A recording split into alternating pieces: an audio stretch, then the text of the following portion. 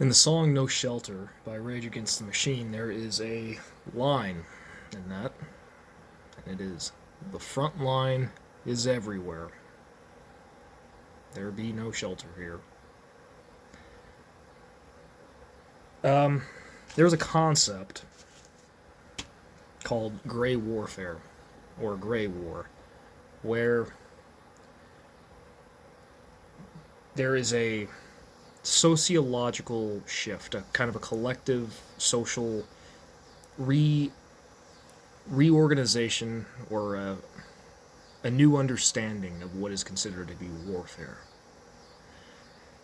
So you dismantle the previous definitions and categories.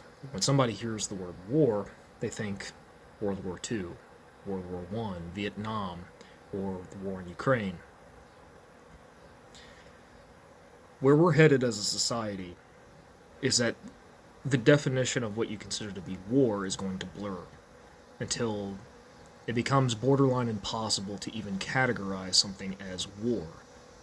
And instead, there will be this normalization of ongoing, kind of chronic, terminal, regional conflict, where there is no turning it off, because since it becomes normalized, the pursuit of peace is also dissolves.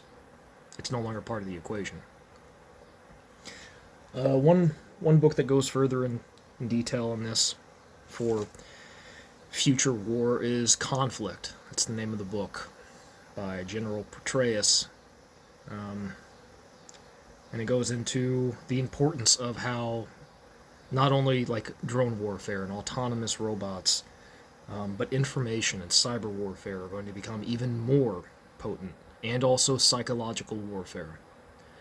The very act of the type of news that you consume, especially on social media. So the very act of you watching this video right now, you are engaged in a social media algorithm that has your attention captured. It is feeding you content that it suspects you will watch. Because the more you watch, the more you engage, the more it has its hooks in you for profit. Which is kind of why advocating against a lot of institutional systems tends to make social media very prickly about it. Because even my content is usually pretty calm and collected, but the things that I advocate for is enough to trip the censors on TikTok.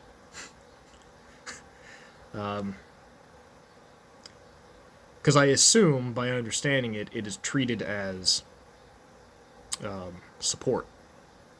It's not. So let me be very clear when I'm talking about the dissolution of previous definitions of war and conflict. Radicalization is going to continue. It's going to get worse. People are going to become more emboldened to do horrendous things because blood is now a currency. It is becoming normalized. And violence is now going to be treated as politics by other means. It's just a different avenue now. And there's no stopping that. There's no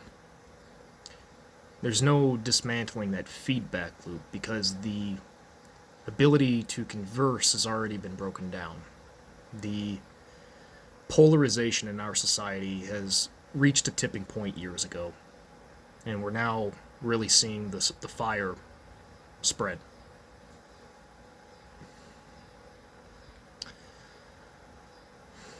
I don't know if I have any good advice.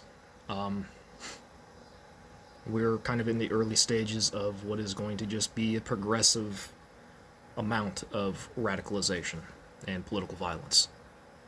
I don't even have to mention anything in particular, and you probably already know about what I'm talking about that happened today. So, there are people that are going to treat it like it's part of a team-based sport. You know, us versus them. And I think it's a lot deeper than that. Because the more that this happens to people across the political spectrum, the more the act becomes normalized, the more gray the boundaries become. And within 5 years, you know, unless something dramatically changes for the better, we will be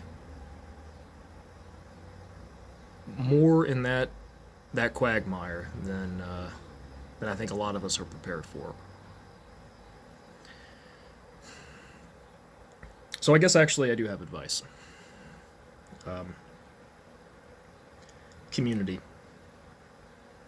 While you're watching on social media, usually, society ripping itself apart because of the culture war that is turning into a real war,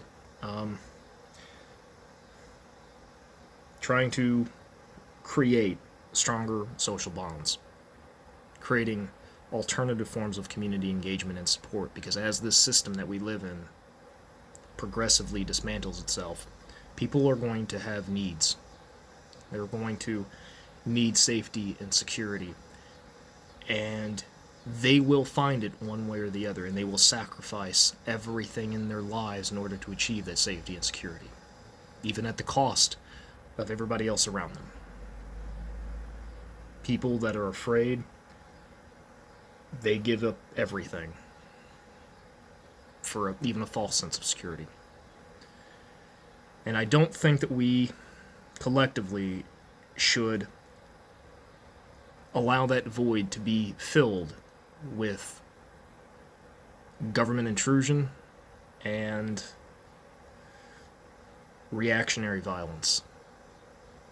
Those are false promises. The systems that those ideologies will put into place will perpetuate the problem. They will feed into it more because that's how they maintain control. So, churches, volunteer groups, food banks, any kind of community engagement, I think, is the only way out of this.